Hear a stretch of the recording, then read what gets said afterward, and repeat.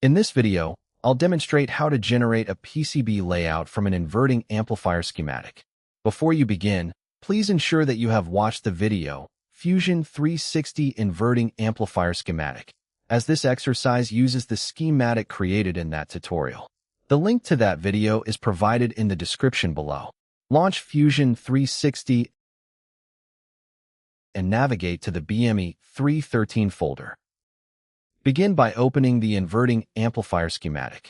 If the file is not already open, double-click it to load the schematic.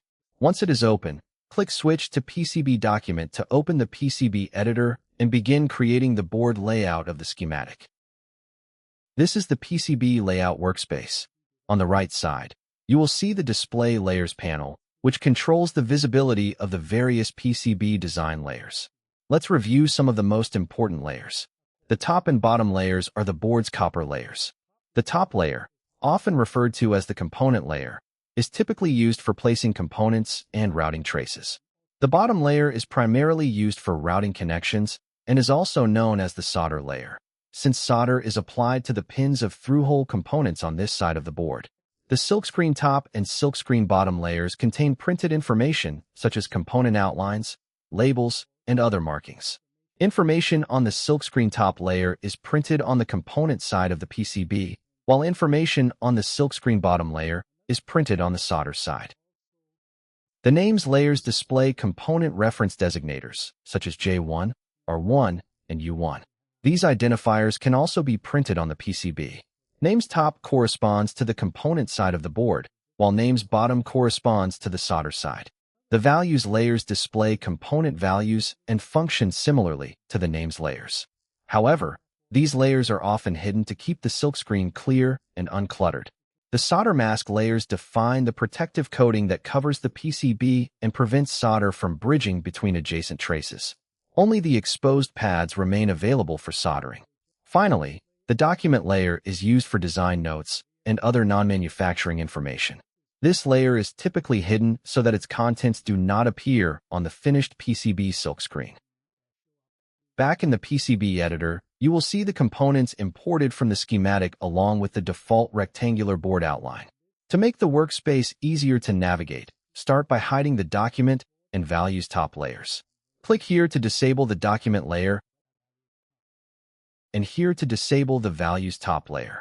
This removes design notes and component value labels from view, reducing visual clutter.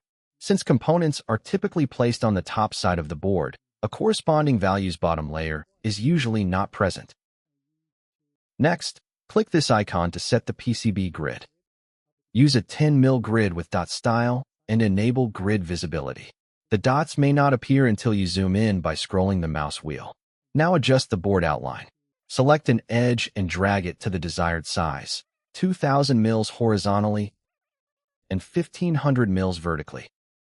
To ensure the board remains a perfect rectangle, right-click each edge and check its coordinates. For the bottom edge, right-click and select Properties. The line should extend from 0, 0 to 2000, 0. Update the coordinates accordingly.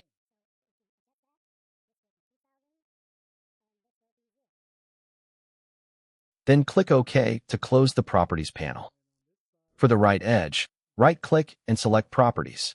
The line should extend from 2000, 0 to 2000, 1500. Enter the correct coordinates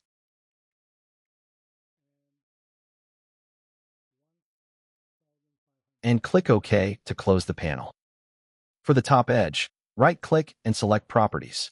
The line should extend from 2000, 1500 to 0, 1500. Make the necessary adjustments and click OK to close the panel. The left edge is already correct and does not need to be modified.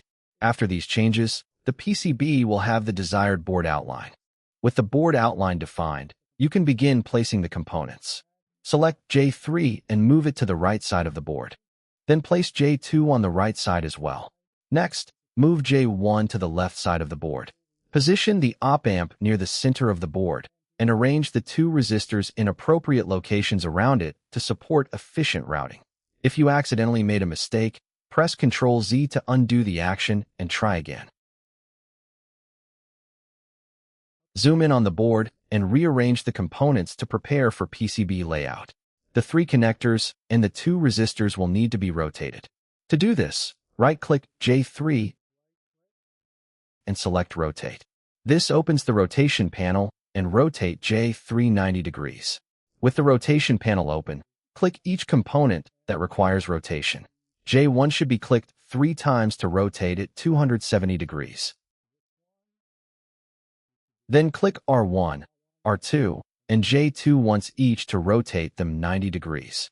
When all rotations are complete, close the rotation panel to prevent accidentally rotating components with subsequent clicks. Next, move J3 to the left until the right edge of its footprint aligns with the right edge of the board. Repeat the same process for J2. Position the op-amp so that its center is approximately aligned with the midpoint of the board. Move J1 toward the right until it is centered vertically on the board, with the left edge of its footprint aligned with the left board edge. Finally, position R1 and R2 to reflect the signal flow shown in the schematic, placing R1 near the input connector and R2 close to the op-amp. This arrangement will help create a clean and logical PCB layout for routing. Once placement is complete, begin routing. Since all components are surface mount, most traces will be on the top layer. Make sure the top side is selected. For the through-hole components, you can connect on either top side or bottom side. Zoom in to see the air wires, which indicate required connections. Those connections are defined in the schematic. Select Manual Route. Set the trace width to 6 mils and begin connecting pins. Route each air wire cleanly using 45-degree angles if turning is needed. This pin and pad need to be connected. Click the center of the pin to begin routing. Then move horizontally to this location and click to create the first trace segment. Next, move the cursor at a 45-degree angle upward until it reaches a point where the air wire is vertically aligned with the pad, and click to end the second segment. Finally, click the center of the pad to complete the connection. The next connection is between the remaining pad of R1 and one of the pads of R2. Start by clicking the center of the R1 pad. Then route the first trace segment to this point and click to place it. Next, move the cursor downward at a 45-degree angle until the air wire is horizontally aligned with the target pad on R2, and click to create the second segment. Finally, click the center of the R2 pad to complete the connection. Next, connect the remaining pad of R2 to pin 1 of U1. Start the route by clicking the center of the R2 pad, then draw the trace towards center of pin 1 of the op-amp. Connect this pad to pin 2 of the op-amp. Next, connect pin 1 of U1 to pin 1 of J2. Begin by clicking the center of pin 1 on U1 to start the trace. Route the connection toward J2, adding intermediate segments as needed to create a clean and organized path. When you reach J2, click the center of pin 1 to complete the connection. Next, route the power connections. VDD is connected from pin 1 of J3 to pin 4 of U1, and VCC is connected from pin 3 of J3 to pin 8 of U1. Let's route the VCC connection first. Because VCC and VDD are power supply nets, they should use wider traces. Increase the trace width by doubling it to 12 mils. Route the VCC trace directly between pin 3 of J3 and pin 8 of U1. For the VDD connection, we could route around the existing pins and traces. However, this provides a good opportunity to demonstrate how to switch layers during routing. In this example, we will begin routing on the bottom layer, then use a via here to transition the trace to the top layer. To do this, select the bottom layer as the active routing layer. Click the center of pin 1 of J3 and route the trace to this location. Then press the spacebar to insert a via and click to connect the wire to it. The via creates an electrical connection between the bottom and top copper layers. After connecting the via, the routing automatically continues on the top layer. Complete the connection by routing the trace to the center of pin 4 of U1 and clicking to finish the connection. After routing all of the signal traces except the ground connection, I will create a copper pour to serve as the ground plane. A copper pour, also known as a copper fill or polygon pour, is an area of copper that automatically fills in used portions of a PCB layer and is typically connected to a specific net, most commonly ground. A ground plane copper pore provides a low-resistance return path for current, helps reduce electrical noise and interference, and improves signal integrity, especially in high-speed circuits. Click Done to exit the routing command. To create the copper pore, click the polygon icon and select Polygon Pore. Set the signal name to A ground. Then draw a polygon around the perimeter of the board using the same corner coordinates as the board outline.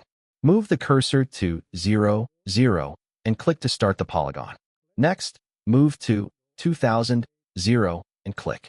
Because the polygon fill panel partially obscures the next corner, zoom out to make the corner visible. Then zoom back in and click at 2000, 1500. Move to the fourth corner at 0, 1500, and click. Finally, use the scroll bar on the right to locate the origin. Move the cursor to 0, 0, and click to close the polygon. The remaining and used area of the board is now filled with copper connected to the A ground net.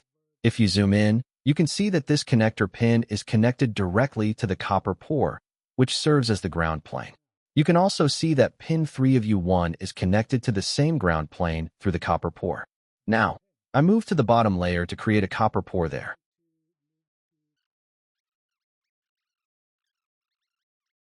Close the copper pore panel. At this point, the PCB routing is complete. The next step is to add a label to the board. To add a label, switch to the silkscreen top layer. Then, on the tool ribbon, select Document, Draw, Text. Enter the text, Inverting Amplifier. Place it on the board and click Done. If necessary, you can reposition the text afterward to improve its appearance or readability. To view the PCB in 3D, click Switch on the tool ribbon and select Push to 3D PCB. In the panel that appears, click Push. Fusion 360 will generate a 3D rendering of the board, allowing you to view the components, silkscreen text, component reference designators, and copper features as they will appear on the finished PCB. Most PCB designs include mounting holes. To demonstrate this, we will add 4 mounting holes, 1 in each corner of the board. Return to the PCB editor and select Design, Place, Hole from the tool ribbon. Choose a non-plated hole for mounting purposes and set the diameter to 120 mm. Position each hole so that its center is 150 mm from the nearest board edges. First hole is centered at 150, 150. Click to place the hole. Second hole is centered at 1850, 150. Click to place the hole. Third hole is centered at 150, 1350. Click to place the hole. Fourth hole is centered at 1850, 1350. Click to place the hole.